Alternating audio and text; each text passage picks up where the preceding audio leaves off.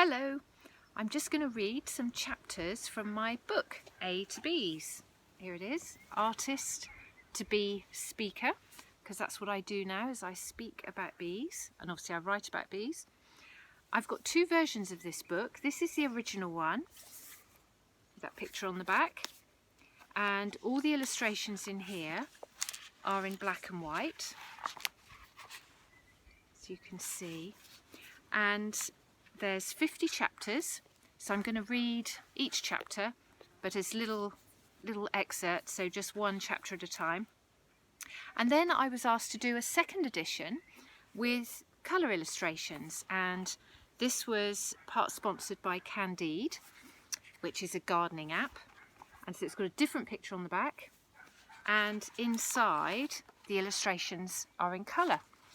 Now there is another difference between the two books, other than the backs and the colour illustrations or black and white illustrations, and that is that the first book, the black and white, has got 50 chapters, and then I took out one of the chapters and swapped it for a new chapter in the colour one, which was all about Bhutan.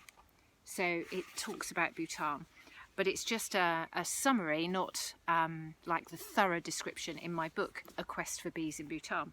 So I took out one chapter from here and replaced it with a chapter about Bhutan in there. So it'd be really interesting if those of you who've read or have copies of both books, if you notice which chapter has been taken out. And the chapter I took out, I actually took out because it's slightly more spiritual, and I'm working on another book which is called Spiritual Being, and that chapter will go in there. So I'm going to start at the beginning. I do have author's notes and introductions, but I'm not going to read through those. So I'm going to start with chapter 1, which is The End of an Era. It was the most difficult phone call of my entire career, and I lay on the sofa in pain, both inside and out. Since learning of the art festival Art in Action in the early 1990s, it was my goal to be part of it. A collection of global artists ranging from sculpture to singing and every art form in between. It epitomised everything I believed in. Leaders in their particular medium were brought together from around the globe under a series of marquees and trees in the beautiful gardens of Waterperry in Oxfordshire. Not only was it a feast for the eyes, every aspect of this event was artful, including the food and the thoughtful organisation. Exhibitors were fed and thirsts quenched regularly by students from the School of Economic Science who helped keep this huge exhibition running smoothly. In my early years, I was adamant that I wanted my silk paintings to be classed as art, and I visualised myself in the artist studio area, where each artist was given several square metres to set up their studio, where they could then paint as the visitors passed by. In 2008, 18 years into my professional career as an artist, the invitation came. I was to be demonstrating in the textiles marquee, a huge honour, as this area had grown to include some of the most talented artists I had ever seen.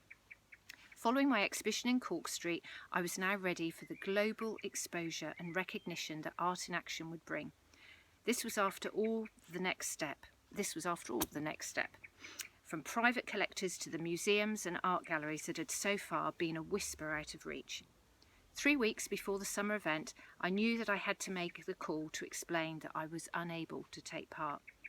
I'd spent the previous 6 months in and out of chronic illness, resulting in the previous 3 months completely bed, hammock and sofa bound. The doctors could find nothing wrong with me, and yet I couldn't stand, walk, barely speak or stand any noise, and preferred to spend my time silent, wearing an eye mask and as still as possible. There was no way on earth I could entertain participating in a show as big as Art in Action, with thousands of visitors every day. This was the start of a journey over the next 6.5 years, struggling to discover what was making me so ill, and then how to recover and come to terms with my Ehlers-Danlos syndrome. My heart and soul were breaking. I'd never been one to cancel or pull out of anything, and I was convinced that they were imagining I'd been given a somehow better offer, or I just couldn't be bothered. I had 1,000 copies of my 40 Flowers book boxed up fresh from the printers to sell at the show, and a studio full of paintings and prints I was excited to be exhibiting. My easel and paints all packed, ready for the 4 days of demonstrating my skill. They were so lovely on the phone, so of course I blubbed my way through the whole call. I didn't know when I'd be better, or even then what was wrong. I couldn't even imagine visiting the show, and I didn't know if I could take part in future years. Would they ever ask me again when I'd let them down so badly? After the call, I lay shaking and crying, the most upset I'd been to date, despite what my body was throwing at me. There was also a sense of relief, an ending of me as an artist. There was no going back. I now had to focus on discovering the key, or keys, to recovery. So there we go. That's chapter 1 of Artist to Bees by me, Paula Carnell.